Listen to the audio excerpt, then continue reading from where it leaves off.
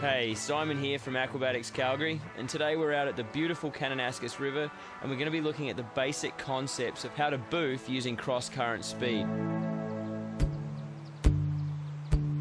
So we're not going to be looking at running any big waterfalls or anything like that at this stage.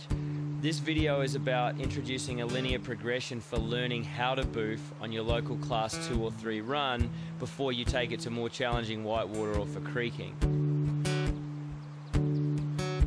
After watching this video, hopefully you'll take away a bunch of tools that you can use on your local class 2 and 3 run to ensure that you have good muscle memory for when you push into harder whitewater. So we're going to break the boof down into 3 key components. It's cross-current speed, stroke timing, and edge transfer. And to do this, we're just going to use basic eddy lines, and as we progress, we may add a little bit of vertical drop to the move. Cross-current speed. Really, the basis of the boof is being able to generate cross-current speed. So part 1 is being able to create cross-current speed in our kayaks with control and finesse. If you skip this part, you will always be scrambling and rushed and will likely have limited success with this skill. To start with, for this little drill, we're going to get eddy A and eddy B. Eddy A is a little higher than B. We are then going to try and paddle in a straight line across current with minimal input from the current on the boat. If you have good cross-current speed, you can, though we normally wouldn't, stop paddling and your boat will still track across current without the bow being turned downstream. We want you to practice this a bunch until it's super controlled and you can complete the move by carving into the eddy on the other side, not spinning out on the eddy line.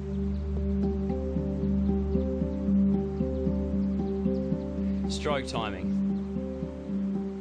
Now that we've kind of dialed in the cross-current speed portion of it, we now want to look at stroke timing.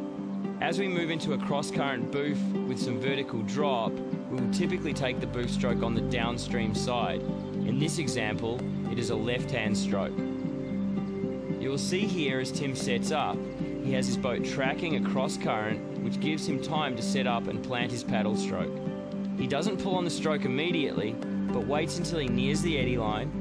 Once the blade approaches the eddy line, he starts to pull on a vertical paddle stroke. This stroke's objective is to pull his hips past the eddy line. You will know if you have succeeded in this with correct angle and timing if the bow stays dry and the boat continues to track across current in the eddy. Basically, it doesn't spin out on the eddy line. Edging. Now we've kind of dialed in cross-current speed and stroke timing, we want to add in some edging. This is an often overlooked part of the boof, and without correct edging, you will never be able to boof properly. In this example, you will see Tim is gliding into the eddy. As he nears the time to make the move, he reaches forwards with his downstream blade towards the eddy line. At this time, he is also lifting his upstream edge quite aggressively. He now stays on edge until the next part of the move. Using his hips, he flattens his boat out. If this were on a bigger drop, this is where you would start to get airborne. Then, when he lands, he transitions edges and carves out of the turn, which, on a real drop, would have you accelerating away from the feature that you just boofed over. So that's it, the basic boof in 3 easy steps. Please, take the time to practice each component until you are really comfortable with them. Once you do that, things will really start to come together. It is a skill that takes a bunch of time and practice to dial in.